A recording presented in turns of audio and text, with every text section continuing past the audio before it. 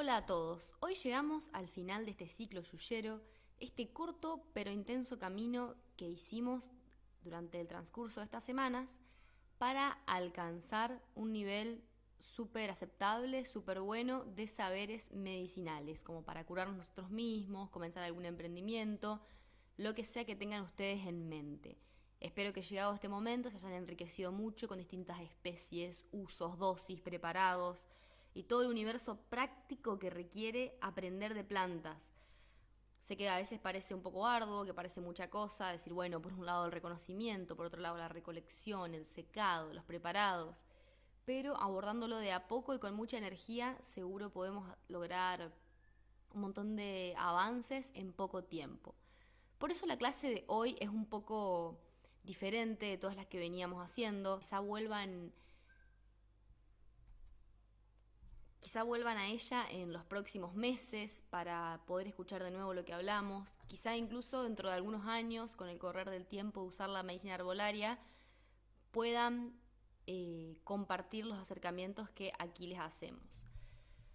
Porque esta clase trata sobre la salud y el mundo del organismo, el mundo corporal en general. Porque nosotros no podemos pretender hoy aprender de plantas medicinales como algo separado de la salud o del organismo o incluso de la vida actual que llevamos los seres humanos.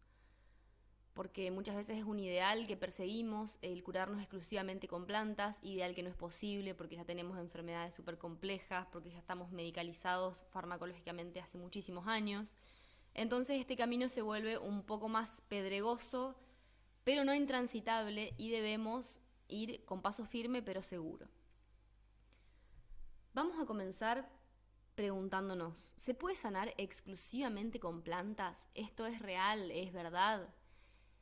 Y aquí es donde entramos en un tema más filosófico, más de cosmovisión, donde yo quisiera compartirles la mía personal, no para que ustedes la compartan o la aprendan, sino para que puedan pensar, reflexionar o hacer sus propias búsquedas, porque siempre lo más importante para mí es lograr un criterio personal que nos resulte armónico con nuestra propia vida. Eso creo yo que es lo que debemos perseguir todos nosotros. Y dependiendo cuál es nuestro criterio personal, ajustar allí la experiencia de las plantas medicinales. Porque si bien existe la fitomedicina, que es el tipo de medicina que naturalmente cura con plantas, debemos saber que estos aprendizajes se pueden aplicar prácticamente en cualquier aspecto de nuestras vidas. Incluso quizá pudieron ver en el transcurso de este ciclo cómo se entrelazan muchos aspectos de la vida. Por ejemplo, ¿podemos separar completamente los usos cosméticos y cotidianos de las cosas con nuestra salud? ¿Podemos separar completamente la alimentación que llevamos con nuestra salud? Los límites se empiezan a desvanecer y nos damos cuenta que también nuestra salud es lo que comemos, nuestra salud es lo que ingresamos al cuerpo todos los días mediante químicos, mediante productos de limpieza, productos para la cara. Y vemos que la salud nuestra está en juego incluso en cómo dormimos, en cómo nos relacionamos, con qué clase de personas, si somos felices o no. Por esto es que al hacerse la pregunta, ¿es posible curarse con plantas? Yo creo que una respuesta adecuada sería, sí, claro que es posible, pero debemos ver que la salud es un todo universal y que muchas veces las plantas son simplemente una herramienta que nos acercan la sanidad, nos ayudan a aliviar los síntomas que sentimos, pero que de algún modo la sanación y la salud van a estar siempre en nuestras manos. Nunca van a estar en manos de otros, ni un médico, ni una planta. Hay que tener en cuenta que vivimos inmersos en una sociedad que ya hace muchísimos siglos se ha encargado de escindir la propia esencia humana, es decir, separar por un lado el cuerpo, por un lado el alma, el espíritu, la mente, cuando en realidad debemos hacer un esfuerzo muy grande por recordar que somos todo lo mismo. Nuestro cuerpo es lo mismo que nuestra alma, que nuestro espíritu, que nuestra mente. Somos un todo. De ninguna forma podemos pretender sanarnos por separado, porque estaríamos generando simplemente un parche que tarde o temprano en la vida vuelve a surgir la problemática, quizá con otro nombre, quizá con otro síntoma. y que justamente estos síntomas de los que estoy hablando es simplemente el cuerpo expresándose. No necesariamente tiene que ser algo malo. En la sociedad actual patologizamos el dolor, cuando el dolor es una parte de la vida o es un tipo de sensación que nos ofrece nuestro cuerpo, que incluso nos puede ayudar un montón, simplemente que estamos decididos a suprimir el dolor en todas sus formas y nadie nos enseña a poder navegarlo, a poder transitarlo para aceptar algún tipo de dolencia o de enfermedad. Cuando muchas veces exponemos esto, hay gente, por supuesto, que nos dice, oh, bueno, pero qué masoquista. Esa es la respuesta general que yo tengo. Por ejemplo, en mi casa, cuando tenemos fiebre o cuando tenemos un estado gripal, nunca tomamos antipiréticos, nunca nos bajamos la fiebre. Ni tampoco tomamos ningún tipo de pastilla gripal, simplemente con infusiones y con medicina herbal pasamos cualquier tipo de fiebre, los adultos, los niños, todos. Entonces está siempre esa mirada desde afuera que te dice, bueno, pero vos sos masoquista, tenés ganas de sufrir. Y en realidad yo he podido comprobar desde hace 6 años, utilizando medicina herbolaria y evitando la farmacológica, que los estados gripales, las enfermedades, incluso infecciosas, que tienen que ver con la garganta, con el estómago, las bacterias, los virus, todo ese universo que a veces se nos presenta como bastante malvado y desconocido, en realidad se transitan mucho mejor si simplemente nos dedicamos a descansar y escuchar nuestro cuerpo. ¿Cuál es la realidad? Hoy una persona tiene fiebre y se siente mal y antes que acostarse tranquilo, tomarse un té, sentarse a pensar qué es lo que puede haber disparado esta situación, prefiere taparlo con fármacos, porque por supuesto los fármacos son súper efectivos en cuanto a alivio inmediato, nos ofrecen ya, hoy me tomo el ibuprofeno y en 15 minutos hace efecto, me baja la fiebre y puedo salir a bailar, puedo trabajar, puedo cuidar a mi hijo, puedo hacer lo que quiera sin que me duela todo el cuerpo. Pero esto no sería lo más adecuado para los procesos que atravesamos. Lo que pude comprobar, repito, es que las gripes, las infecciones, duran mucho menos si no las medicamos. Porque dejamos que el cuerpo siga una serie de pasos que necesita sí o sí para atravesar este proceso biológico sin interrumpirlo. Muchas veces los antipiréticos, los antigripales y ni hablar esos medicamentos para la gripe que venden ahora que tienen pseudoefedrina, que son sumamente nocivos, lo que hacen es constantemente interrumpir los procesos biológicos del cuerpo. Entonces no podemos pretender que sea corto o sea rápido si el cuerpo constantemente dice, ¿qué pasó acá? ¿De nuevo está todo bien? Cuando por supuesto el fármaco, la droga, cesa en su actividad, se va del cuerpo y ya no la tenemos ahí para paliar los síntomas, el cuerpo dice, bueno, ok, volvemos a lo mismo. Entonces una fiebre que capaz te duraba un día o un día y medio a lo sumo, termina durando 4 o 5 días por este abuso de los medicamentos sin sentido, solo para paliar un dolor sencillo, momentáneo. Ante esto me gustaría aclarar, por supuesto, que estamos hablando de un nivel de atención primario de la salud. Yo creo que hay un universo enorme, realmente súper grande de síntomas y enfermedades simples y comunes que se pueden tratar con plantas de forma casera, de forma hogareña, sin tener que recurrir al médico. Esto mucha gente cree que es re hereje, por supuesto, que te vas a morir. Pero es lo que hicieron los humanos toda la vida, nuestros abuelos, nuestros bisabuelos, y es lo que yo creo que hoy nos está llevando a la perdición. No sé cómo será la realidad en cada ciudad, en cada país. Acá en Concordia, Entre Ríos, tenemos un solo hospital para más de 150.000 personas. Entonces, si uno va a la guardia, se encuentra con cientos y cientos de personas esperando, con niños, grandes, ancianos, con un montón de problemáticas que en realidad serían simples. Por ejemplo, un dolor de oídos, un dolor de garganta, vómitos, empachos, que terminan saturando el mismo sistema de salud, cuando en realidad con algunos test o mucho descanso podrían haberse solucionado en la casa, sin gastar recursos, ni las personas, ni el Estado, ni el sistema de salud. Por eso ven que tampoco es una pelea de qué medicina es mejor, decir, bueno, médicos versus plantas y odio a los médicos, no es una cuestión tampoco de ponernos en una guerra, sino de poder sacar lo mejor de cada sistema y entender que si todo funcionara bien y si todos trabajásemos para la salud del ser humano, sin prejuicios y sin ideas preconcebidas, lograríamos una atención suprema, una atención buenísima, donde, por ejemplo, cada persona, cada familia esté, esto es mi utopía, ¿no? Un ideal, pero que cada familia esté instruida en cómo utilizar correctamente las plantas o los mismos vegetales, que por supuesto también son plantas, me refiero a cebolla, ajo, etcétera. Que cada familia esté instruida en utilizarlos correctamente, sin miedo, sin titubeos, y que eso pueda descongestionar mucho el sistema de salud que está súper abarrotado y que también le devuelva autonomía a las personas. Solo que, bueno, por supuesto, muchas veces al sistema no le conviene las personas autónomas, no conviene que la gente en su casa gratis y sin preguntarle a nadie pueda solucionar la inmensa mayoría de sus problemas de salud.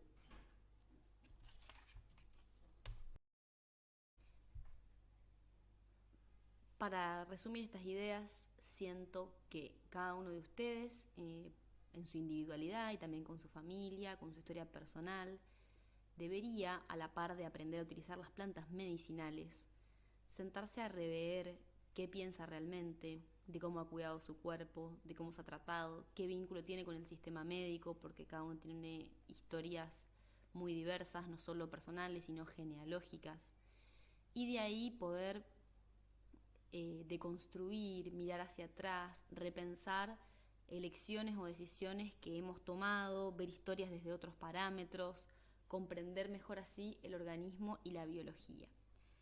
Tengan en cuenta que un aspecto muy importante, creo yo, de la filosofía, de la fitoterapia y de esta medicina natural, herbalista, tiene que ver con pensar que el cuerpo humano siempre quiere sanarse a él mismo, al lugar que ocupa en el clan, que es muy importante. Recuerden que somos siempre seres sociales, que funcionamos insertados dentro de un clan, dentro de un equipo.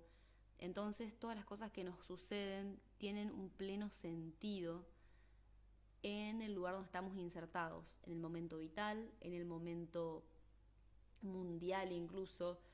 Es como una especie de todos somos uno, uno somos todos. Es una filosofía que cualquiera de ustedes, si se ha iniciado en filosofías orientales, arábigas o lo que sea, seguro pudo ver que este precepto está presente en un montón de religiones o un montón de acercamientos divinos que ha tenido el ser humano, porque yo creo que son plenamente razón. Todos tenemos un poco del universo, nosotros también somos parte del universo, y en tanto pequeñas partículas de universo replicamos sus formas en nuestro organismo. Entonces yo creo que siempre estamos buscando sanarnos inconscientemente. No digo que sea un proceso consciente, ni que muchas veces lo podamos incluso entender a un nivel actual. Por eso les digo, quizá a veces el cuerpo duele, el cuerpo se inflama, el cuerpo edematiza justamente cuando quiere sanar una zona, y en cambio nosotros, con nuestro pensamiento actual tan sumergido en el sistema médico tradicional, pensamos que es un error, que estamos mal, que estamos enfermos. Lo problematizamos mucho más cuando en realidad deberíamos pensar que nuestro cuerpo se está encargando de sanarnos. Es por esto que en el texto van a ver que les dejé varias nociones diferentes de ver la salud, entre ellas la nueva medicina germánica, que es una especie de doctrina nueva, basados en unos descubrimientos que hizo el doctor Hammer. En esos descubrimientos de él se basan un montón de terapias actuales como la biodecodificación, bioneuroemoción, etc. Yo creo que adhieran a cualquiera de estas terapias o no, está buenísimo poder leer estos descubrimientos y poder pensarlos relacionándolos a experiencias que hayamos tenido personales o de familiares, a ver si nos hacen sentido. Yo creo que seguramente sí. También les dejé algunas concepciones que tenían los pueblos originarios sobre la salud. Esto es muy importante rescatar. Yo creo que la salud es un tesoro enorme y la gestión de la salud es algo que nuestros antepasados sabían hacer muy bien y que por ahí debemos recuperarlo un poco. Entonces, volver a este tipo de filosofías nos hace muy bien para comprender mejor cómo funcionamos. Fíjense que generalmente, si se ponen a leer sobre los pueblos originarios, los pueblos nativos de nuestra zona o de cualquier zona del mundo en realidad, siempre la medicina y la salud iban muy de la mano con lo espiritual.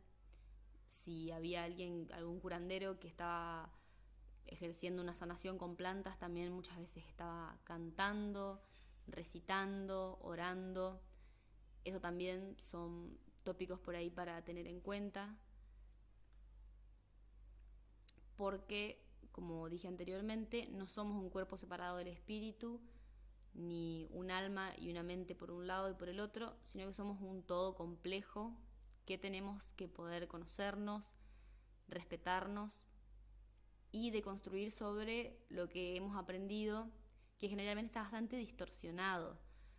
Eso, a mí me gusta hablar de distorsión, de que existe una distorsión en la realidad que existe y la que nosotros vivimos, lo que nosotros podemos ver, lo que nosotros podemos vivenciar específicamente.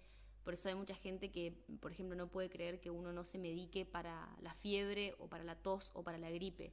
Mucha gente tiene la creencia de que, por ejemplo, si vos tenés una infección en la garganta y nunca tomás antibióticos, te morís. La infección empieza a tomarte los pulmones, te toma las piernas, te toma las manos, te da una septicemia y te morís infectado. Realmente mucha gente piensa eso y no puede creer cómo la bacteria simplemente que apareció, viene, hace su trabajo, cualquiera sea, y se va.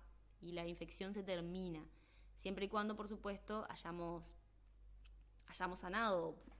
Obviamente que la gente también muere, que hay enfermedades que te llevan a la muerte, pero si por ahí todo ese tema les interesa un poco más, es mi recomendación que puedan investigar más sobre la nueva medicina germánica. Porque también según este paradigma, según esa cosmovisión, las bacterias, los virus y muchos agentes que el sistema médico actual lee como patógenos, como malvados, en realidad son esperables e incluso beneficiosos en nuestro cuerpo como partes del mismo organismo universal. Ellos aparecen y desaparecen en determinados momentos de nuestro cuerpo para sanar o reparar algunas zonas, algunos tejidos. Y de hecho, incluso otro punto importante que quería hablar en esta charla, que es la alimentación, incluso están presentes constantemente. El ejemplo claro es el de la flora intestinal, que es un cultivo de bacterias que tenemos todos nosotros en el organismo, que es muy importante para nuestro sistema inmune. Entonces imagínense que quizás hace un montón de tiempo, cuando se empezaron a descubrir estos pequeños universos de bacterias, de virus, imagínense que quizás esta flora intestinal natural se leía como nociva o como peligrosa, cuando en realidad ahora, en estos últimos años, se la está revalorizando un montón, se está poniendo mucho sobre la mesa el nivel de compromiso que tiene la flora intestinal con nuestro sistema inmune, con protegernos, con cuidarnos, con mantenernos equilibrados, incluso hormonalmente. De hecho, se han hecho descubrimientos alucinantes sobre la flora intestinal. Por ejemplo, no solo está mediada por lo que comemos, por supuesto que es una de las cosas más importantes para poder tenerla sana, lo que comemos todos los días, sino también está mediada por cómo nacemos. No es lo mismo nacer por cesárea que por parto vaginal. Está mediada también por lo que tocamos, por cuántas veces nos lavamos las manos, cuánto nos ensuciamos cuando tocamos la tierra. Siendo que, por ejemplo, es mucho más favorable para nuestra flora intestinal y por ende para nuestra inmunidad tener contacto con la tierra, con la suciedad y no estar constantemente lavándonos las manos e higienizándonos frenéticamente. Entonces imagínense que estos paradigmas a veces entran en profunda discordancia con la realidad que vivimos hoy, sobre todo después del 2020, que fue un año bastante complicado para las medicinas alternativas, las medicinas naturales y para estos enfoques de la salud aún más, porque de repente tenías todos los canales de televisión diciéndote lávate las manos cada 5 minutos, mantenete completamente higienizado porque una bacteria puede matarte.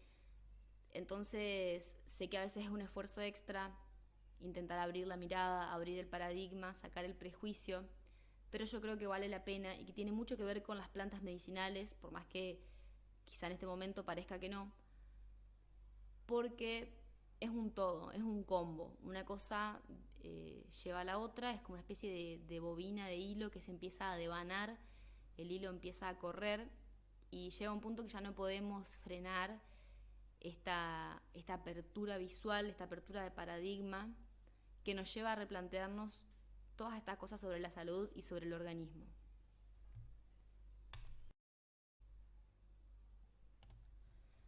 Muy bien, ahora avancemos un poco en el tema de las dosis, que siempre genera un montón de dudas. Por ejemplo, yo creo que para hombres y mujeres adultos en estado de salud general o buen quilaje, no hay muchas dudas en cuanto a la dosis, pero siempre se presentan dudas sobre mujeres embarazadas, niños o incluso ancianos. Yo, como bien digo en el PDF correspondiente a la clase de hoy, creo que está una cosa muy mala que hacen los medicamentos en general, los medicamentos farmacológicos tanto como las plantas, es meter en la misma bolsa a las mujeres que amamantan con las mujeres embarazadas. Son dos procesos totalmente distintos, mediados por órganos diferentes. Entonces, por ejemplo, en el embarazo tenemos que ser mucho más cuidadosos con las cosas que consumimos, porque la placenta, que es lo que nos une al bebé, a un bebé también súper inmaduro, apenas formándose, funciona como si fuera un embudo. Es decir, todo lo que consumimos desemboca de forma directa sobre el bebé. O sea, tampoco tan directa, por supuesto, mediada por la sangre y por todo el organismo de la madre, pero sí las sustancias que consumimos terminan directamente impactando en el organismo de ese bebé en formación, repito, eso es muy importante. ¿Por qué? Porque una vez que el bebé ya nace, si bien por supuesto sigue creciendo, sigue en su etapa de crecimiento, ya está completamente formado y eso nos da una gran ventaja sobre lo que podemos consumir o no, sumado a que durante la lactancia se considera que la teta de la mamá no es un embudo, sino un filtro. Entonces, todo lo que la mamá consume está filtrado y pasa un montón de procesos y llega mucho más cambiado, mucho más procesado química y orgánicamente al bebé. Esto no quiere decir que lo que consumamos no le afecte en absoluto y la leche esté completamente pura y limpia, no. Lamentablemente, imagínense que hasta se ha encontrado glifosato en la leche materna de madres que están cerca del cultivo de soja. O sea, tampoco es un elemento mágico la lactancia, pero sí podemos concluir de que es mucho menor el impacto que causa y sobre todo a mayor crecimiento ese bebé menor todavía el impacto. Por ejemplo, mucha gente se pone muy ansiosa con eso de, bueno, estoy amamantando, ¿puedo tomar un té de boldo? Y es como, sí, no pasa absolutamente nada porque te tomes una taza de té de boldo mientras estás amamantando. Ya sería más problemático, por ejemplo, si tenés un bebé, imaginemos de 3 semanas, un bebé súper chiquito, que por supuesto el volumen de teta que toma es mucho más grande, y vos te querés tomar 2 litros de té de boldo. Bueno, ahí sí posiblemente pueda llegar a generar algún problema hepatotóxico en el bebé. Por eso todo depende mucho de cómo nosotros lo tomemos y de cada persona, cada bebé, cada madre en particular. Por ejemplo, tomarte una sola taza de infusión de cualquier planta, manzanilla, menta, romero, pasiflora, no tendría ningún tipo de problema en ningún momento mientras estás amamantando. Porque una sola taza de té es realmente súper improbable y súper pequeña la cantidad que le puede llegar a ese bebé mediante la teta. Sí es mucho más posible que si esa mujer esté embarazada, le llegue mucho más rápido al bebé, aunque sea una taza. Por eso hay algunas infusiones, sobre todo las que son uterotónicas o las que pueden resultar hepatotóxicas, que se deberían reducir un montón en los primeros meses de embarazo.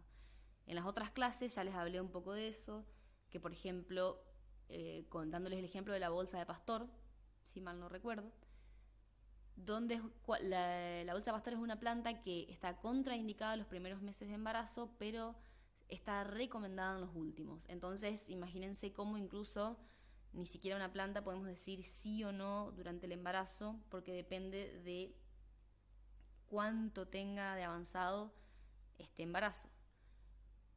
Entonces, con esas pequeñas nociones, ustedes van a poder regular las recomendaciones, así sea que le estén recomendando o recetando a otra persona o para ustedes mismos. E incluso si ustedes están amamantando y quieren aumentar las dosis, como por ejemplo 2 o 3 tazas o hacer un tratamiento de ese tipo, también es posible. Solo tienen que ver bien qué especies de plantas están usando y, de nuevo, la edad del bebé y cuáles son sus costumbres. Por ejemplo, yo tengo un hijo de 2 años que sigue tomando teta, y a un nene de 2 años que ya corre, salta, grita y come comida todo el día y solo toma teta a la noche para dormir, que yo me tome, no sé, 3 tazas de diente de león al día no le hace absolutamente nada, e incluso hasta le puede llegar a reportar beneficios. Pero en cambio, si a ese mismo bebé, cuando tiene apenas un mes de vida, que se alimenta exclusivamente de leche materna, la mamá se quiere tomar 3 tazas de pasiflora porque está muy ansiosa, es posible que esa pasiflora le haga un efecto también al bebé. Entonces, recordemos estas nociones generales. Cada madre, cada bebé y cada caso es único. Hay que estudiar bien qué plantas queremos ofrecer, qué plantas queremos tomar. Tengan en cuenta siempre que muy pocos son los casos, yo diría inexistentes, donde decimos que existe una sola planta para una dolencia. Siempre cada dolencia tiene varias opciones de plantas, algunas más fuertes, otras un poco más flojas, y esto quiere decir también que hay algunas más nocivas, menos nocivas. Por ejemplo, la desparasitación. Para desparasitarnos, el paico que estuvimos viendo en la primera clase es súper fuerte. Hay otras opciones de plantas para eliminar los gusanos intestinales que son más suaves, que podríamos, por ejemplo, consumir mientras estamos amamantando o mientras estamos embarazadas, como el suico o el ajo. Esto también nos lleva directamente a la pregunta: ¿los niños pueden tomar infusiones? ¿Qué pueden tomar? ¿Qué no?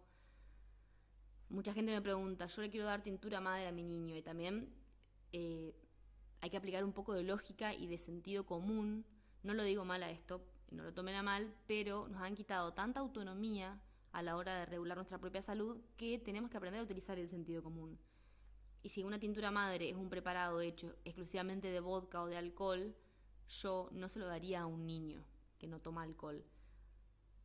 Ya sabemos que son pocas gotas, pero aún así entonces yo buscaría evitarlo y ofrecerle infusiones o algún preparado basado en agua, en aceite, un jarabe, antes que alcohol.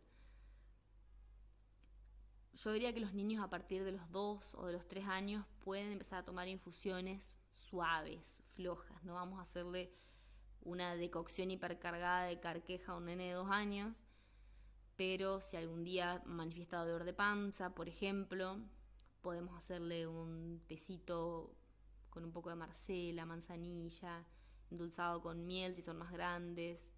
Es decir, desde muy chicos realmente se puede empezar a probar. Tampoco tan chicos, yo diría 2 años es la edad perfecta, porque lamentablemente en algunas zonas del mundo se ha extendido mucho la costumbre de dar infusiones a recién nacidos o a bebés de 1 año, 1 año y medio. De hecho, quizás lo conocen, es muy común el tema del anís estrellado, que es sumamente hepatotóxica, y hay muchos casos de bebés muertos porque se los dan esas infusiones en la mamadera para los cólicos y resultan mortales para las criaturas en determinada cantidad.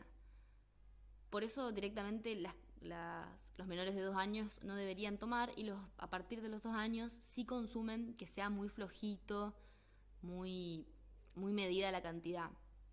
Repito lo que dije en la primera y en la segunda clase: nuestro mismo cuerpo guarda las dosis perfectas. Entonces, si tomamos la manito de nuestro hijo de 2, 3, 4, 5 años, vamos a ver que en su misma mano guarda la proporción de la cantidad de planta que necesitaría, por ejemplo, para una taza de infusión, y vamos a ver que sería mucha menor cantidad que la que utilizamos nosotros, que somos adultos.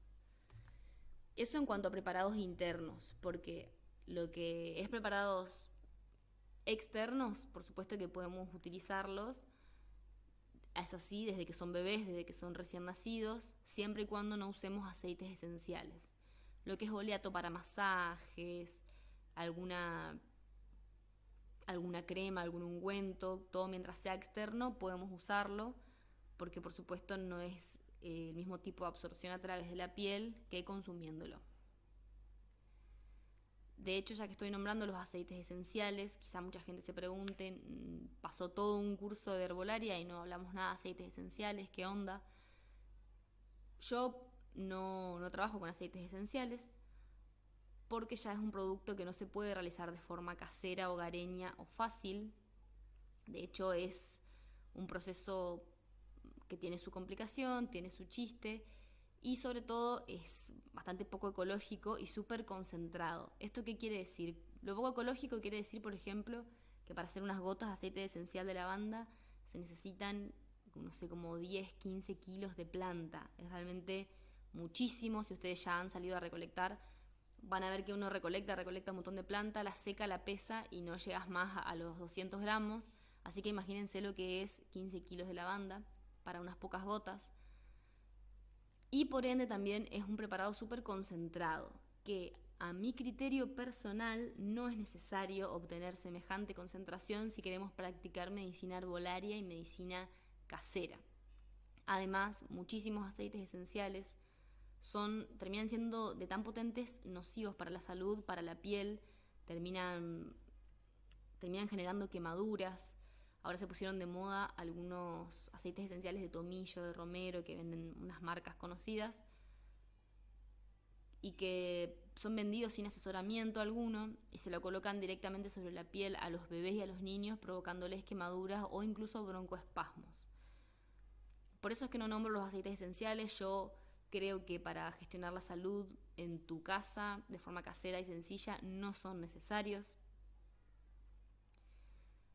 Y que de última pueden llegar a tener alguna aplicación en cosmética, si queremos llegar a hacer un emprendimiento y darle un poco más de aroma, tampoco es imprescindible, pero pueden llegar a tener aplicación. Y sobre todo creo que sí tiene más sentido trabajar con aceites esenciales cuando hacemos aromaterapia. Pero en cuanto a lo que queremos aprender acá, que es a hacer tinturas madres, preparados como jarabes, elixires, yo no creo que sea necesario en absoluto.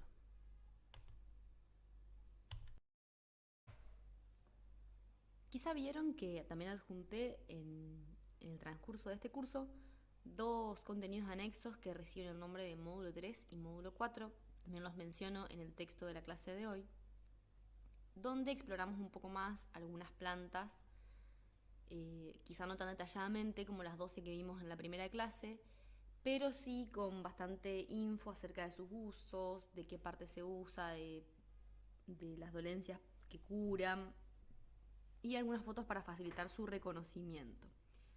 Tengan en cuenta algunas cosas con respecto a estas plantas que añadimos. Una es siempre ir de a poco, es preferible conocer algunas plantas bien que muchas plantas mal. El que mucho abarca poco aprieta, lo repito, porque vamos a necesitar estar bien seguros de las plantas que conocemos, crear un vínculo con ellas, relacionarnos, entenderlas, entender cómo funcionan, ver cómo sientan en nuestro cuerpo, para después poder seguir avanzando hacia otras plantas, hacia otros confines yuyerísticos.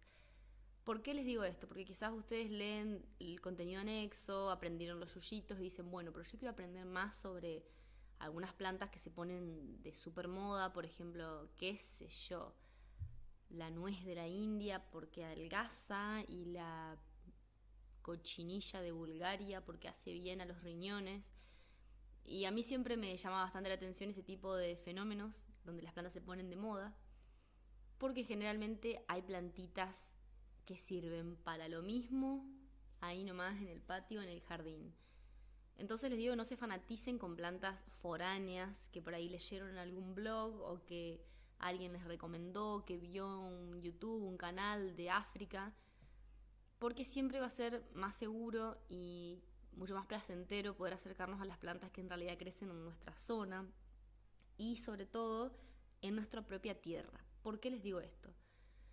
Hay una frase que dice que en nuestro propio jardín crecen los yuyos que necesitamos. Y yo creo 100% en esto, porque de algún modo nuestro organismo se conecta con la tierra que habitamos, con el entorno donde vivimos.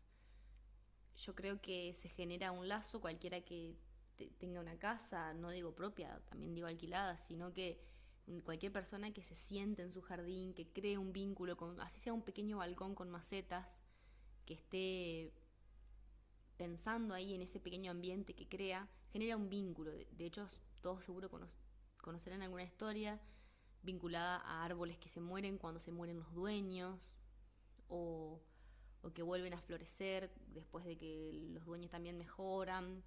Cosas así que nos dicen mucho sobre el vínculo que generamos con las plantas, por más que éstas no se comuniquen de forma verbal o física como nosotros. Yo creo que también se comunican, de hecho está comprobado, pero tienen formatos más sutiles. Y la tierra lo mismo.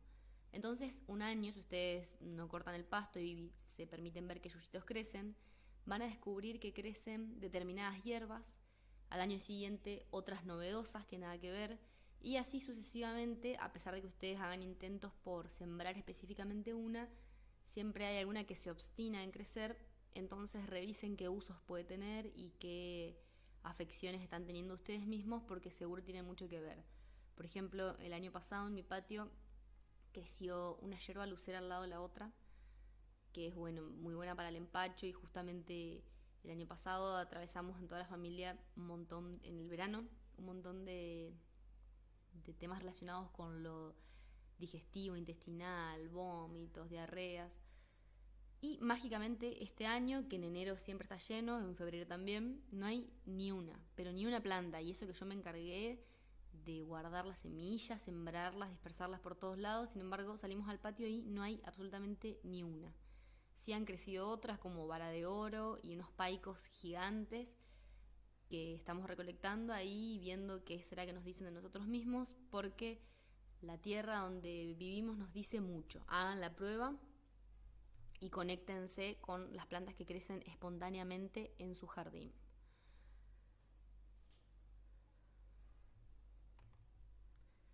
Además, quería mencionarles otra cosa que está en el texto de esta clase, que es el tema de la diferencia entre las plantas nativas y las plantas exóticas, porque por ahí no se entiende. Muchas veces creemos que las plantas nativas son simplemente las que crecen acá. Por ejemplo, es una gran discusión que muchas veces surge. Yo les digo, imagínense el árbol del paraíso o el fresno. Yo digo, son árboles exóticos, no pertenecen a esta zona. Y muchos de ustedes me dicen, pero ¿cómo no va a pertenecer si en mi patio crecieron solos? No tiene que ver con que crezcan solos o no. Tiene que ver con cómo evolucionaron y cómo han crecido a lo largo de los siglos pasados en una zona determinada. Entonces, a eso simplemente hace referencia la distinción entre nativo y exótico. Nativos son los árboles que estuvieron acá antes que nosotros, que se diversificaron en esta zona, que siempre crecieron acá, con este clima, con este relieve, con la fauna, interrelacionándose con todo el ecosistema. Un árbol exótico, por el contrario, es un árbol que creció, se desarrolló y generó sus características en lugares ajenos, en lugares extraños, lejanos, y que el ser humano, por motivos civilizantes simplemente, introdujo en esta zona, teniendo eso consecuencias súper nocivas para el ecosistema. Algunos ejemplos son el fresno, el paraíso que ya nombré, el ligustro, también llamado siempre verde, árboles que trajo acá el humano apenas en el siglo XVIII, siglo XIX, simplemente para emular algunos paisajes europeos, solo por europeocentrismo, no por otro motivo, y que terminaron por invadir un montón de espacios naturales que se están perdiendo a causa de esa invasión exótica de árboles. Por ejemplo, acá en el Parque Nacional El Palmar, en Colón, donde tenemos ejemplares de palmera únicos en la región, que en realidad alcanzaban una zona mucho más vasta, pero que se fueron perdiendo por el mismo desmonte, por la misma agricultura, y que actualmente se encuentra completamente amenazado por bosques completos de siempre verde, de ligustrina, que van ocupando el nicho de las plantas nativas, desplazándolas completamente. Y no solo desplazan el resto de la flora, sino que también la fauna, porque los mismos árboles, los mismos pájaros nos alimentan de los mismos árboles. De hecho, en esta zona del Palmar ya tenemos un pájaro extinto, el guacamayo glauco, que volaba por toda la zona del Palmar, Misiones, Corrientes, Entre Ríos, y que al avance de otras plantas y de otros cultivos se extinguió apenas hace unos 50, 60 años, porque no encontraba mucha competencia a la hora de conseguir alimento y no encontraba suficientes palmeras para crecer, anidar y alimentarse.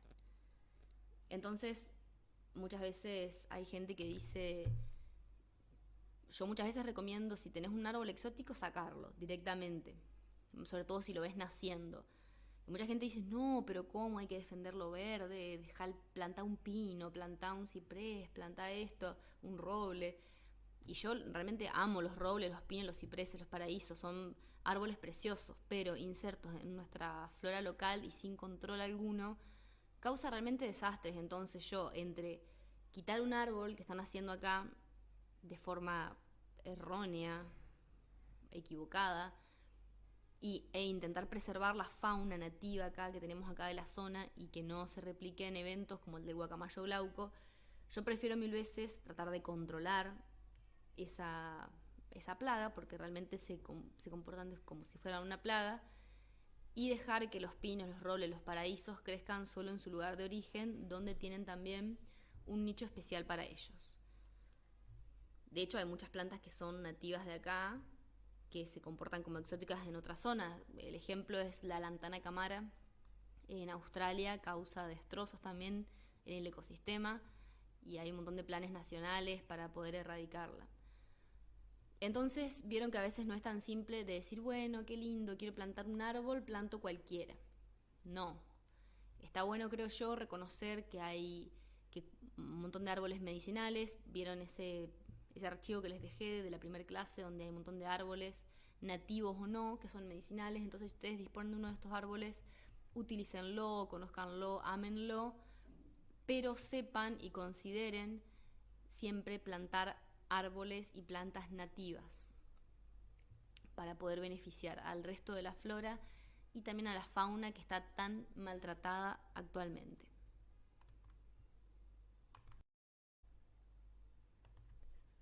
Otro apartado que les dejé en el PDF referido a la clase de hoy son algunos puntos de digitopuntura, que es simplemente presionar con los dedos algunas zonas de nuestro cuerpo, que también va en consonancia con la medicina arbolaria, creo yo, y con todo lo que estuvimos hablando anteriormente, de concebir el organismo como un todo, donde podemos pulsar o estimular determinadas zonas para que corra mejor nuestra energía, para que fluya, para ayudarnos a circular, a armonizarnos. Hay algunos cuadros, es muy buena idea memorizar algunas, porque son súper efectivas. Son tradicionalmente muy similares a las que se utilizan en la acupuntura, nada más que en vez de pulsar estas zonas con agujas, la hacemos simplemente con la yema de los dedos pulgar o índice, y es realmente una guía muy interesante para que tengan a mano en los momentos de dolor. Afloja muchísimo el dolor y los malestares. La que recomiendo principalmente es la que se ubica en la boca del estómago, para cuando tenemos acidez, náuseas, incluso ansiedad estomacal. ¿Vieron esa ansiedad que se replica en el estómago? Esos puntos son muy buenos. Y también los de las sienes, para controlar migrañas, dolores de cabeza y, bueno, mal de ojo también. Creo que brevemente era todo eso lo que quería decir. Supongo que era un cierre necesario a este ciclo, porque muchas veces creemos que las plantas es solo pura practicidad, pero si no tenemos un marco que nos acompañe, que nos apoye, a veces es difícil poder aplicar esta medicina, porque nos encontramos con algunos huecos, con algunas dudas personales. Por ejemplo, podemos estar súper emocionados por reconocer las plantas, pero después no sabemos muy bien qué hacer con ellas, entonces no las recolectamos, o a veces las recolectamos y las preparamos y tampoco sabemos muy bien por qué estamos usando esto, entonces no las usamos. Ojo, tampoco a veces se necesita tanto marco teórico, y si ustedes lo sienten adentro, si ustedes ya sienten el llamado, si ya sienten que tienen esa necesidad de reconectar con el mundo verde, lo tienen que hacer y ya, sin tanta explicación, y quizás ya se sumergieron en eso de cabeza y ni siquiera se lo están preguntando. Pero el ser humano es un ser humano racional, es un animalito que utiliza mucho la cabeza y que a veces necesita encontrar un lugar sistémico en todo lo que hace. Y esto es una revolución verdaderamente, a nivel social y a nivel personal. Para mí es una revolución porque nos lleva a replantearnos millones de cosas. Es un replanteo constante, una revisación constante de lo que hacemos, donde también a veces las elecciones que tomamos no son buenas para un momento, pero para otro no. Volvemos al ejemplo que les di hoy de la gripe, de no tomar antipiréticos, porque por ejemplo ustedes hoy pueden aprender y decir, sí, qué bueno, acompañamos la gripe, no bajamos la fiebre, descansamos, nos ponemos las cebollas en los pies, tomamos el té de limón y me fue genial. Pero capaz lo pueden practicar 2 o 3 años y lo defienden a rajatabla y se vuelven hasta quizá talibanes de eso, pero se encuentran un día que necesitan sí o sí obtener un alivio inmediato porque tienen un día muy especial por delante, porque hubo un imprevisto y dicen, bueno, está bien, me tengo que tomar el antipirético, necesito sentirme bien ya. Entonces también saber ser flexibles con la vida que llevamos, siempre intentando apuntar a lo mejor, a escuchar nuestro cuerpo, pero también escuchar nuestro cuerpo incluye a veces no sobrecargarnos con demasiadas exigencias, porque también a veces el ser humano hoy en día busca sobreexigirse y hacer todo perfecto. Alimentación, ejercicio, aire libre, hijos, padre, madre, trabajo, plantas medicinales y a veces todo ese combo completo acaba por sobrecargarnos y no nos ayuda a sostener elecciones a través del tiempo que no condicen o no armonizan con nuestro estilo de vida. Por eso también mencionaba que es una revolución, porque quizás hasta en algunas aristas, en algunos puntos, termina modificando incluso el estilo de vida. Las personas con las que nos relacionamos principalmente y la forma en la que elegimos cotidianamente vivir, trabajar, dormir, comer, que es lo que define finalmente nuestro organismo y nuestra salud. Así que bueno, me quiero despedir de todos ustedes con un inmenso agradecimiento por haber confiado en mí. Espero que puedan disfrutar de todo el material que les he alcanzado, porque material escrito es muchísimo. Pueden tomarse incluso meses para leerlo, para asimilarlo con tranquilidad, para imprimirlo, sentarse a leer al sol con unas mandarinas, o en el otoño, en el invierno, que ahora se pone lindo, y darse la oportunidad de realmente cambiar su vida basándose en las plantas. Así que renuevo mi agradecimiento y nos estaremos viendo en alguna otra oportunidad.